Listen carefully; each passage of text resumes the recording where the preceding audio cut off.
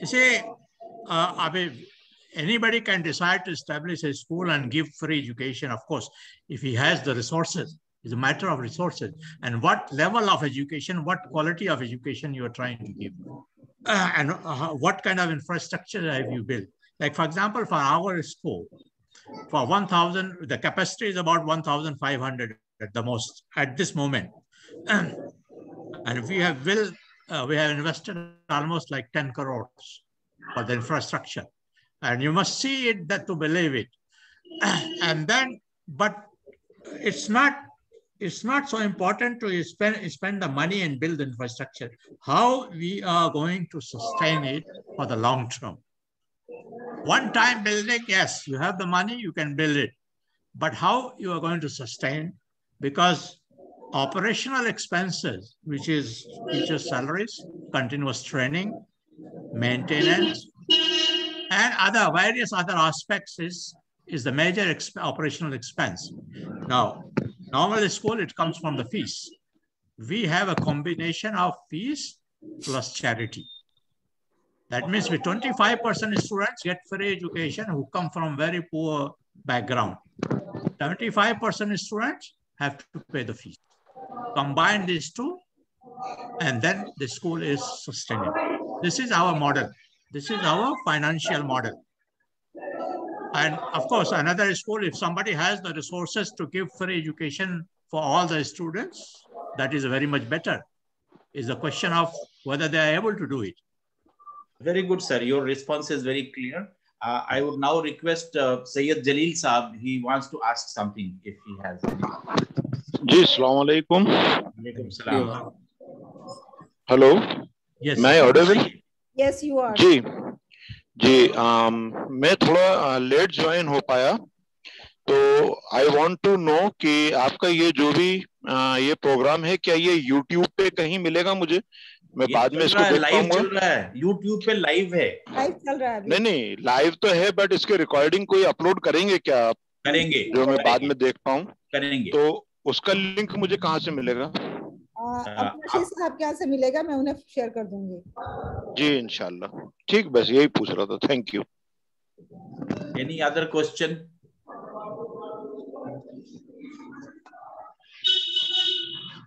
इब्राहिम साहब का फोन आया था, उन्होंने कहा कि मैं जुड़ नहीं पा रहा हूँ, बहुत कोशिश की है मैंने, लेकिन मैं सुन रहा हूँ, आपको सबको देख भी रहा हूँ, सुन भी रहा हूँ, पर अपनी बात कह नहीं पा रहा हूँ.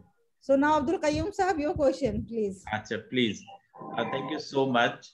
Tariq Sahab, I mean, all said and done, how would we try among our children to inculcate the critical thinking and, you know, the innovative... Can you say again? You know, to inculcate among the children the sense of critical thinking and bringing about the innovative ideas. I mean, this should also be one of the motives of, you know, educating the children. So what steps your organization has taken in this direction? Yes. It's a very important point. But you see, first thing first, the basic concept of education is language skill. Language skill is the most important part of education. And I'm not differentiating between English, Urdu, Hindi, or whatever, because language is the tool of expression. If the child has ideas and he cannot express, I think it's as bad as not having the ideas, really. And if the child wants to get ideas from the environment around, and he does not have the language skill, he will not be able to. So first thing first, in the education, he must get the language skill. Second is the reasoning skill, which comes from mathematics. Third thing is, of course, the character building, akhlaqiyat. I'm not purposely using the word religious education, but the most important is the character, which comes from the religious education, akhlaq. That means the discipline, the timeliness of things, and the respect for elders, respect for teacher. All these are part and parcel of that. Now, as the innovative thinking and innovative ideas, they can be only inculcated, I think, beyond primary education. So you try to do it too early, you will compromise some other things. So I do not personally recommend those things at the primary education level. Beyond primary, yes, we must, like robotic lab. We are just building a robotic lab in our school, and we'll give students, those who really interested, give them even the material to experiment with things. We are negotiating with the some people in Hyderabad for a very innovative scientific lab. You know, our standard, normal standard primary, secondary school don't have science lab. Only at the 11th, 12th, then it becomes a compulsory for ICSE and CBSE to have the science lab. But we at the high school actually have a science lab. And we are talking to, there's one Dr. Latif in Hyderabad who has set a mobile lab, science lab, where same experiments which we normally are required to do for intermediate and high school are done in a very innovative, very different way. And we were talking to them to supply those equipment. They are specially made equipment. So these are kinds of things you must keep your. In fact, in my new campus, which I gave you a glimpse of in the hub, educational hub, I'm planning an outdoor lab, a scientific principle. See, the lab which we do here in high schools, in our Indian schools, are very sort of a routine kind of labs. There's no, you're given certain test procedures, you do the tests, you're going to get this results, all predictable results. But that does not really nurture scientific thinking. Scientific thinking is when child is given certain tools and given the freedom to experiment with it and discover the scientific principle. You understand? So yeah, I am thinking along those. I mean, you are an engineer. You will understand this. If I tell you that water always flows from high elevation to a low elevation because it has higher potential energy and lower potential energy. Now, how it can be very easily demonstrated. I understood your point, sir. Yes. My focus also was towards the fact that, I mean, while we try to teach our children a whole lot of discipline and, you know, following the rules and this, do we also try to provide them the freedom to challenge? You know, unless I mean, this kind of feeling is developed among the children, they would not come out and they will not evolve from whatever the narrow thinking where they have come from. So yes. Very rightly so. Very rightly so. You compare the Cambridge school education syllabus to our Indian ICBSE or syllabus, and you can see the difference. Really, Cambridge syllabus is very much simpler, very less compared to our CBSE. Why? Thank you so much, sir. Halima Sadia, please proceed ahead, please. Okay, thank you very much. And now I would like to request Janab Abdul Rashid Sahab, Additional General Secretary of AIEM, to kindly propose vote of thanks.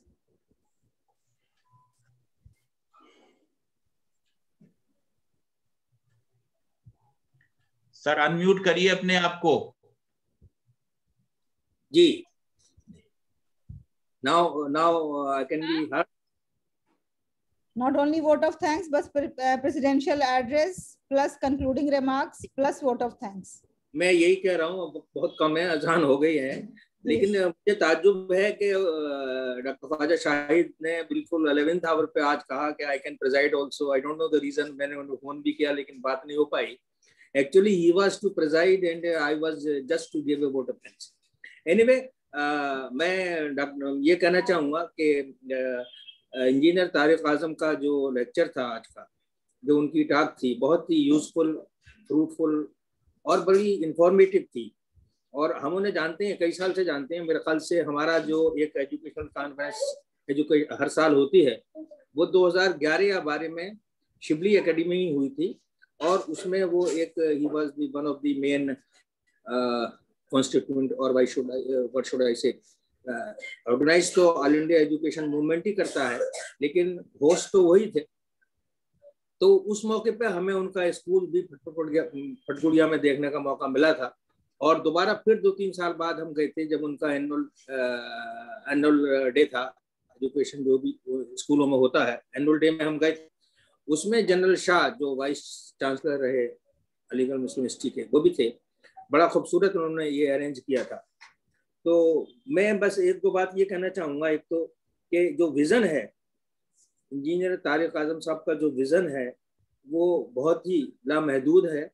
जो इकबाल ने कभी कहा था कि तू शाहीन है काम, तू शाहीन है परवाज है काम तेरा, तू शाहीन है परवाज है काम तेरा, तेरे सामने आसमां और भी हैं। तो आजम साहब, बेशक आपने जो एजुकेशनल हब बनाने का एक फैसला किया है और उस सिमत में आप आगे भी बढ़ रहे हैं, अल्लाह आपको इसमें तरक्की दे, आपके अज़ाइम को पूरा करे। और ये गांव के एटमॉस्फेयर में, रास्ते में एक वो फूलपुर शायद गांव पड़ता है, उससे भी दूर है फूलपुर, तो फिर भी एक बेटर है। जिस आबादी में आपने कायम किया है वो छोटी आबादी है, लेकिन ये आपकी वहाँ क्वालिटी एजुकेशन और बेस्ट इंफ्रास्ट्रक्चर और बेस्ट टीचर्स का नतीजा है, जिसमें के even non Muslims are now interested to get their children educated in your school.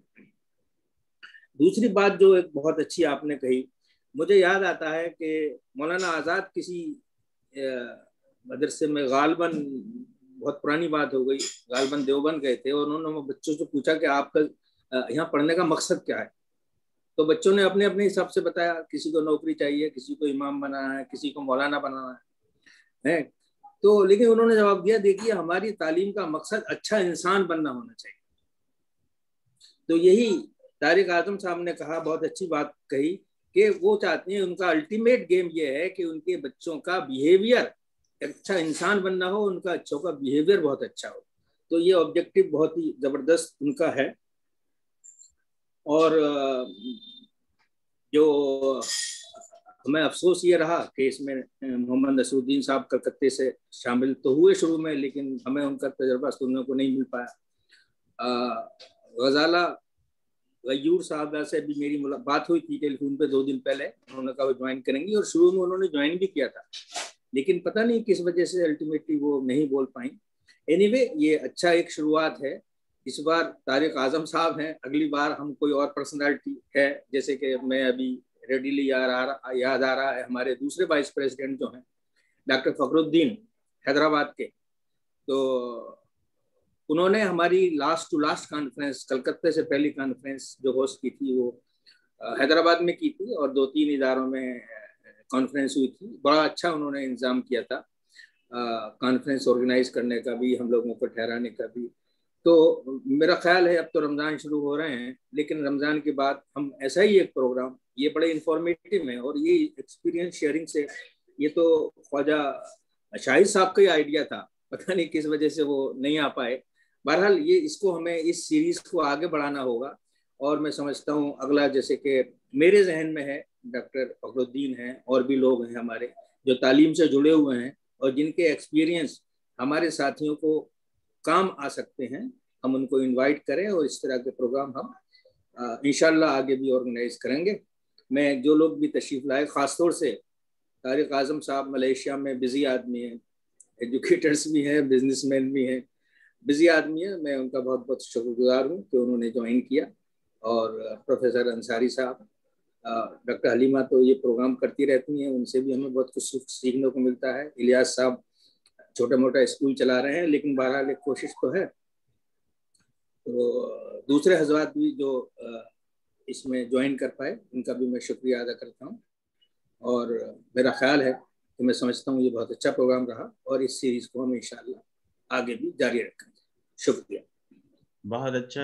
और आलिमा सादिया, इससे पहले कि प्रोग्राम को कंक्लूड करें, मैं ये कहूँगा कि इंशाल्लाह जो ऑल इंडिया एजुकेशनल मूवमेंट की तरफ से जो एकेडमिक कमेटी बनी है, इंशाल्लाह उसके प्लेटफॉर्म से इस सीरीज को हम आगे बढ़ाएंगे, और मुख्तलिफ हजरात जिन्होंने अपनी कुर्बानी से और अपनी इदारे कायम किए हैं और उनके वाकई में बहुत ही फ्रूटफुल तजुर्बात हैं। इंशाल्लाह हम शेयर करते रहेंगे। Over to doctor Halima. जी इंशाल्लाह ज़रूर। और अब इसके साथ ही हम खुदा से दुआ करते हैं कि हमारी कोशिशों को कबूल करे और हमें अपने मकसद में कामयाबी अता करे। इन दुआओं के साथ इस शर्त पे इस महफिल को बर्खास्त करते हैं कि जो अगली एनुअल मीटिंग और कॉन्फ्रेंस होगी वो तारिक आजम साहब के यहाँ मलेशिया में होगी इंशाल्लाह ताला। आमीन। माशाल्लाह माशाल्लाह इंशाल्लाह इंशाल्लाह। बहुत शुक्रिया जनाब, शुक्रिया तारिक साहब, बहुत शुक्रिया। इंशाल्लाह हम आपके साथ आमीन आमीन आमीन सुम्मा आमीन। थैंक यू, जज़ाकल्लाह। अस्सलाम वालेकुम व रहमतुल्लाह। वालेकुम अस्सलाम। सब लोग अपना ख्याल रखें। अल्लाह हाफिज।